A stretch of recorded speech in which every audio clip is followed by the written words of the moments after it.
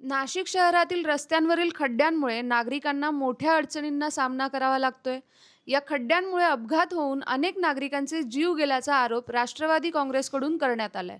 यापूर्वीही खड्ड्यांच्या प्रश्नावर अनेक आंदोलने करण्यात आली, मात्र प्रशासनाकडून अद्याप ठोस उपाययोजना झाल्या नसल्याचा आरोप आंदोलकांनी केलाय.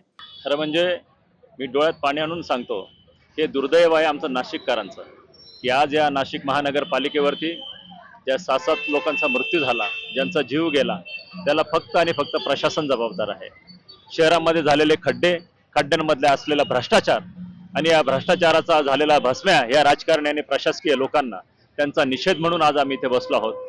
आमच्या मूलभूत गरजा आहेत तो अन्न, वस्त्र, पाणी, निवारा, त्यापैकी रस्ता ही एक देखील आमची मूलभूत गरज आहे. ती देखील आमची पूर्ण होत नसेल आणि त्यासाठी आम्हाला असा न्याय मागण्यासाठी रस्त्यावर बसावं लागत असेल तर हे नाशिककरांचं आमचं दुर्दैव आहे आणि म्हणून मी प्रशासनाचा धिक्कार करतो. याच पार्श्वभूमीवर छत्रपती शिवाजी महाराजांच्या काळात जनजागृतीसाठी वापरल्या जाणाऱ्या पोवाड्याच्या माध्यमातून प्रशासनाचे लक्ष वेधण्यात आले. पोवाड्यातून नाशिकच्या खराब रस्त्यांचा आणि खड्ड्यांचा प्रश्न मांडत प्रशासनाने तातडीने रस्त्यांची दुरुस्ती करावी, अशी ही मागणी करण्यात आली आहे. न्यूज डेस्क, आपलं नाशिक.